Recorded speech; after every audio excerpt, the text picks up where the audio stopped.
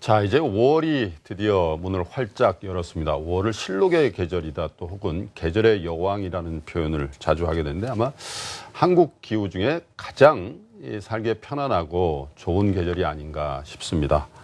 5월, 계절의 여왕인데요. 우리 증시도 간만에 이 계절에 좀 어울리는 장세가 펼쳐졌으면 하는 바람으로 월요일 증시라인 10일 시작해드리도록 하겠습니다.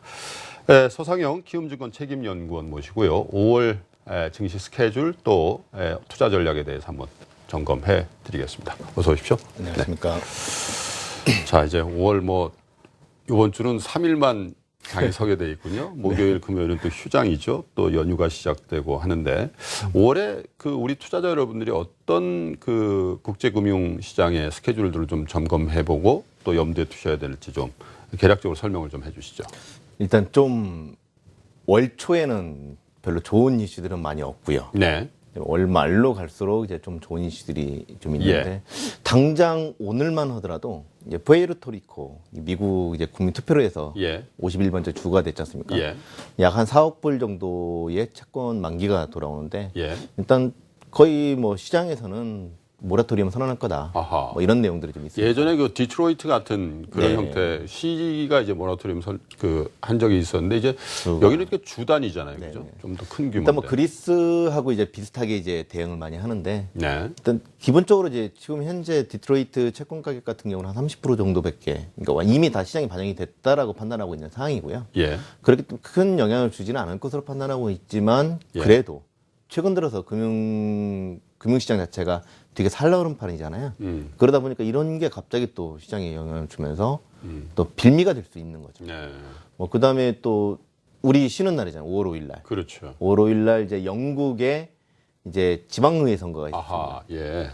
일단 6월 23일 날 브렉시트 이슈가 있지 않습니까?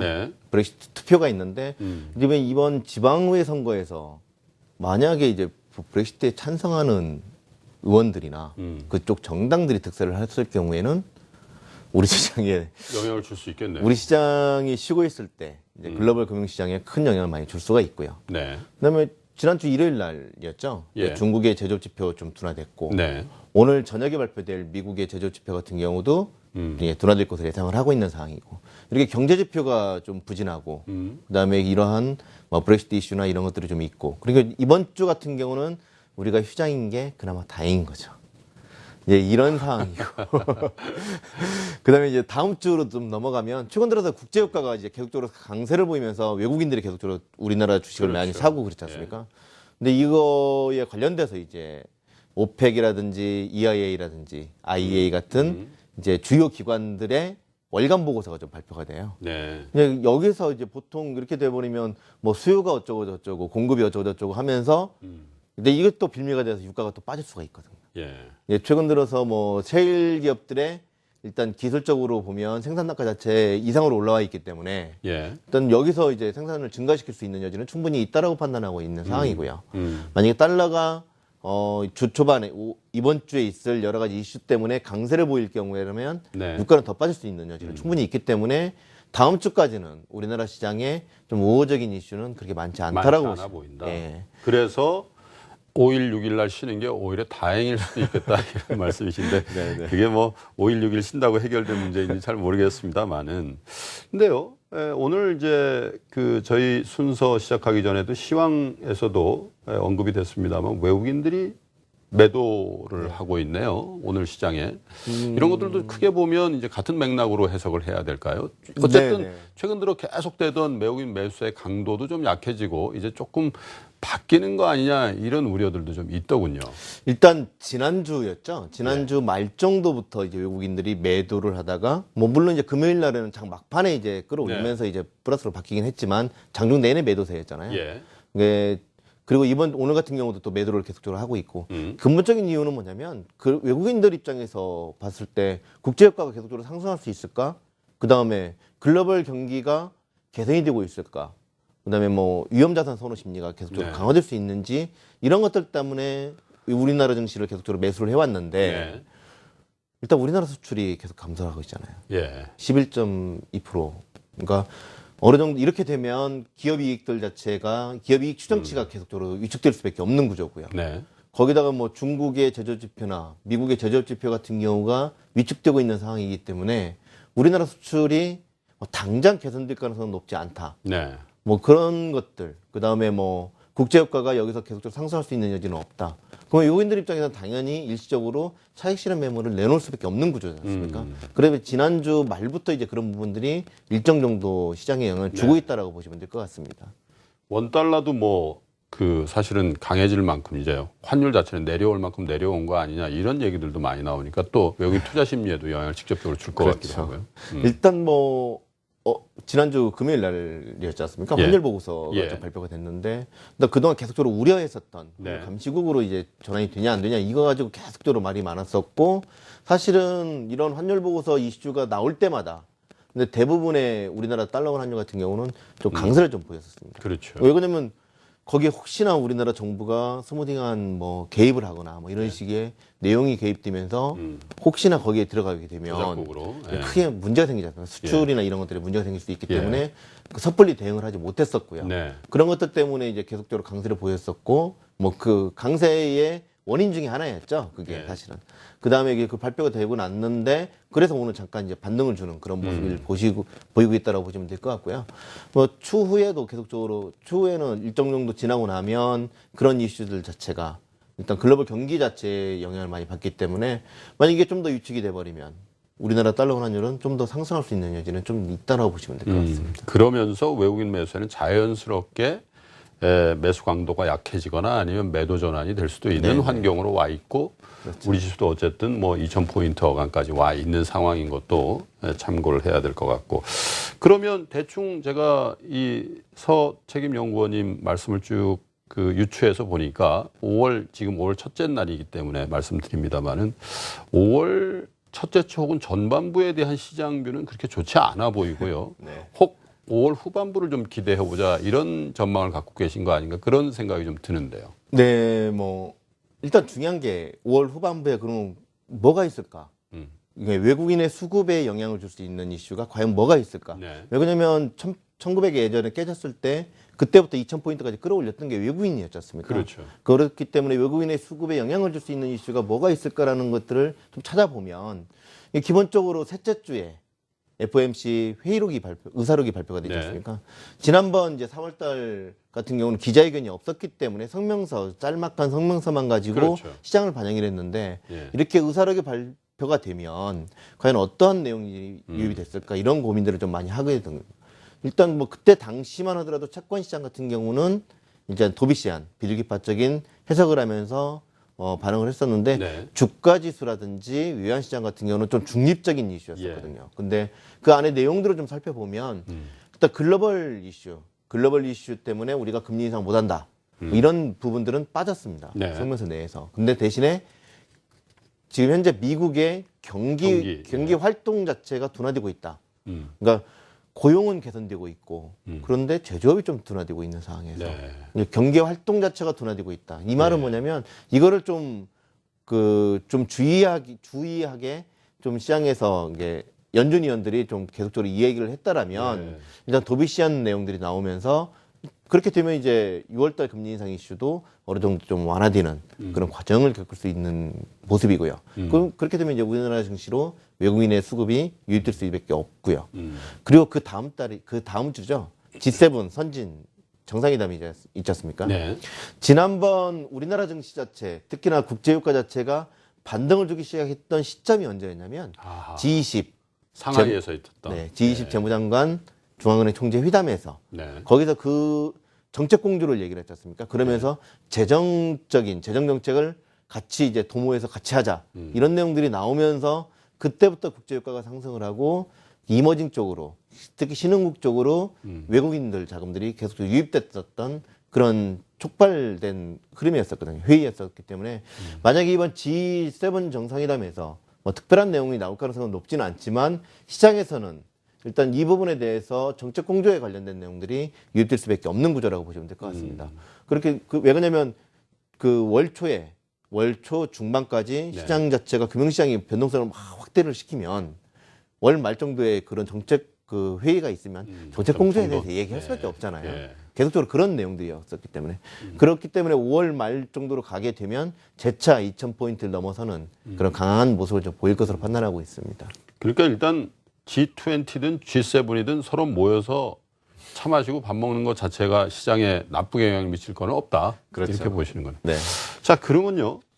어쨌든 뭐 그게 5월 첫째 주든 둘째 주든 월 중반까지는 그렇게 우리 시장에 우호적인 상황이 벌어질 것 같지 않다 이런 말씀 주셨는데 그래서 이제 다시 추론을 해보면 장세의 성격 그리고 우리 투자자 여러분들의 대응도 좀 변화해야 되는 거 아닌가 그런 생각이 드는데요. 지금까지는 뭐 크게 보면 아까 그 말씀해 주신 G20 재무장관 중앙은행 연석 회의서부터는 어쨌든 가치주 성격의 대형 제조업체, 수출업체 이런 대형주들이 이끌어온 장이었잖아요. 네네. 그럼 성격이 조금 바뀔 거라고 보시나요? 성격이 바뀔 수밖에 없죠. 네. 그게 조짐이 이미 지난주부터 나오고 있다. 보이고 있습니다. 예. 그러니까 일단 뭐 성장 가치주, 가치주들의 그 연초부터 지금까지의 예. 그 흐름을 좀 보면 네. 성장주에 비해서 아웃퍼폼 한 20% 정도 더 강세를 많이 보였었죠. 예. 그러다 보니까 이제 성장주는 작년에 많이 좀 상승을 했었기 때문에 그 부분이 많이 위축이 됐었고요. 이런 모습들이 지난주부터 가치주의 상승 속도 자체가 네. 좀 줄어들었고요. 예. 성장주들의 하락 속도 자체가 줄어드는. 예. 그러면서 아하. 지금 현재는 뭐 턴어라운드 주식이라든지 뭐 이런 것들이 좀 많이 왔고요. 일단 대형 가치주 같은 경우는 지난주에 한 2% 정도 넘게 빠지면서 가치주들의 전환이 시작되고 있다라고 판단하고 네. 있으면 될 것 같아요. 일단 경기가 어느 정도 방금 전에 말씀드렸듯이 그렇게 좋은 모습은 아니기 때문에 일단 이런 부분들로 바뀔 가능성이 높다라고 판단하시면 될 것 같습니다. 일단 가치주라는 게 밸류에이션, PER이라든지 이런 PBR이든지 밸류에이션 입장에서 편하게 살 수 있어야 되는데 그렇죠.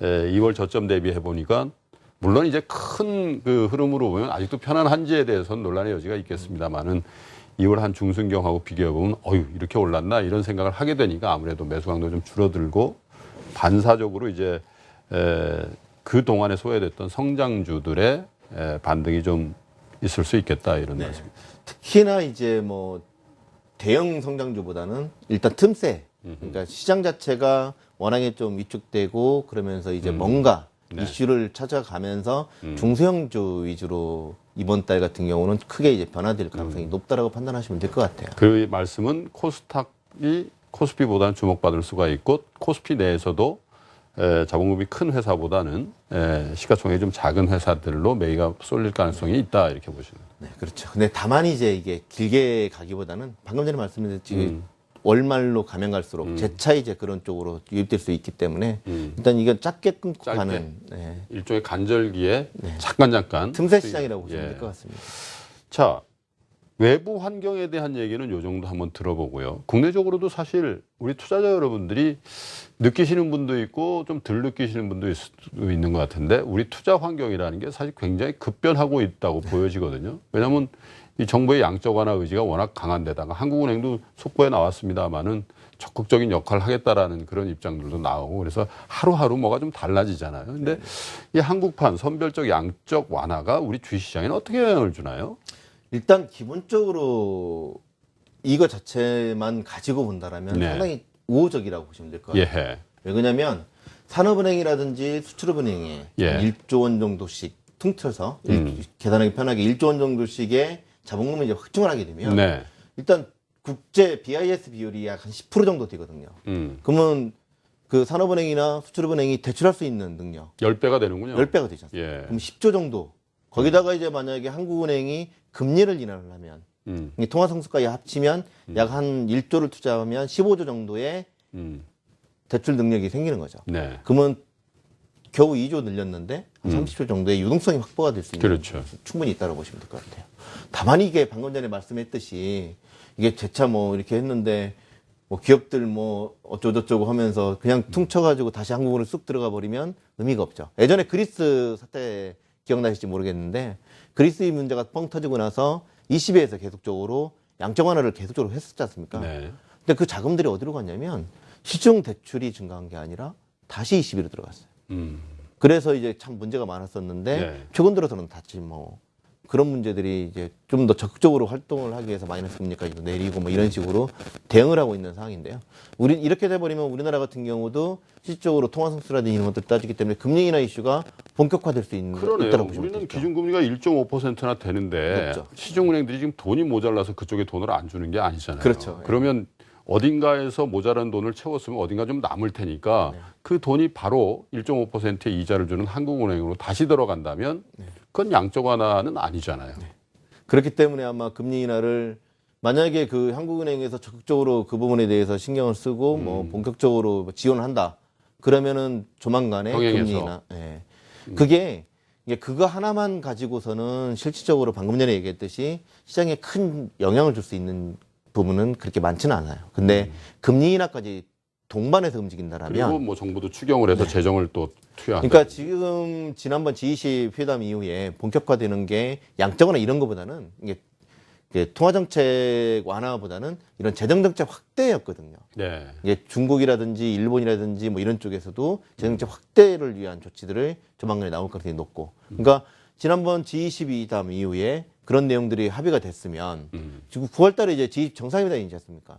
거기서 이제 합의가 될 가능성이 높다라고 판단하시면 될 것 같아요. 그러니까 추경 예산이라든지 방금 전에 말씀해 주셨던 그런 양적 완화를 통한 우리나라 말은 이제 양적 완화긴 한데 이런 대출을 위한 노력들을 본격화시킬 수 있는 여지는 충분히 있다라고 보시면 될 것 같아요. 네. 그게 우리나라 시장에도 오히려 그게 훨씬 더 낫다라고 보시면 될 것 같습니다. 그냥 지금 얘기하고 있는 한국판 양적 완화, 선별적 양적 완화 하나만 가지고는 큰 의미 있는 일은 아닐 것일 가능성이 많다. 그러니까 한국은행이 금리 인하도 병행하고 또 정부의 재정 정책도 더 확장적으로 가줘야만 경제에 주는 영향도 있고 시장도 움직일 것이다. 이 정도네요. 네, 그렇죠. 근데 이제 기본적으로 이제 우리나라 증시에서의 수급의 기본적인 흐름은 외국인이지 않습니까? 근데 외국인들이 우리나라 증시에서 수급적인 부분들, 순매수를 하는 가장 중요하게 그러니까 예전에 이제 한국은행에서 금감원에서 이제 그런 조사를 해가지고 발표한 논문들이 좀 있는데 일단 외국인들의 수급의 결정 요인 중에 하나는 뭐였냐면 글로벌 매크로입니다. 네. 글로벌 경기가 좋아지면 결국 우리나라 신흥국이나 이런 쪽이 성장 속도가 빨라지기 때문에 이쪽의 수익 자체가 좋아지기 때문에 이쪽으로 많이 유입된다고 보시면 돼요. 그 다음에 FX고 세 번째 가서야 이제 기업의 밸류에이션이고 네 번째 가서 이제 정책이거든요. 그래서 예를 들어서 금리 인하를 단행을 하면 우리나라 증시는 와 하면서 와 올라가면 외국인들이 막 때리지 않습니까? 그게 급격하게 올라가기 때문에. 아, 그렇군요. 그런 부분들을 그러니까 이렇게 그래서 한국은행이 금리 인하를 단행하는 그런 효과 자체를 경기가 개선이 될 때 어느 정도 같이 동반해서 같이 움직이려고 하는 거죠. 네. 그렇게 되면 우리나라 금융시장이 안정해지고 좀 더 확대될 수 있는 그 효과 자체를 극대화시키기 위해서 지금 현재 딜레이 시키고 있다고 보시면 될 것 같아요. 그래서 카드를 막 쓰면 안 된다라는 얘기를 하는 그렇죠. 거군요. 네, 알겠습니다. 네, 시청자 여러분, 키움증권에요. 서상영 책임연구원과 한 20분에 걸쳐서 5월 장세에 영향을 미칠 만한 국제금융시장의 이슈와 또 대내적인 변수를 좀 점검해 봤는데 대체적인 뷰는 이렇습니다. 우리는 이번 주에 이제 월화 수요일까지만 장이 서고 그런데 5월 첫째 주, 둘째 주에까지 이어지는 국제적인 이슈들은 우리 시장이 크게 호재로 작용할 가능성보다는 비교적 악재일 가능성이 많아 보이고 월 하반부에 있는 FOMC 회의록을 보는 이슈라든지 아니면 G7 정상회담 같은 것들로 이제 월 하반부에 다시 반등하는 장세 이렇게 예상을 하고 계시네요. 그리고 우리 지금 구조조정 논의가 한참입니다만은 우리 양적 완화 그게 뭐 한국판이든 선별적이든 간에 그거 하나만으로 장세의 호황제로 판정하기는 조금 이르다 이런 해석을 주셨습니다. 용건님 오늘 고맙습니다. 네, 감사합니다. 저는 잠시 뉴스 들으시고 다시 돌아오겠습니다.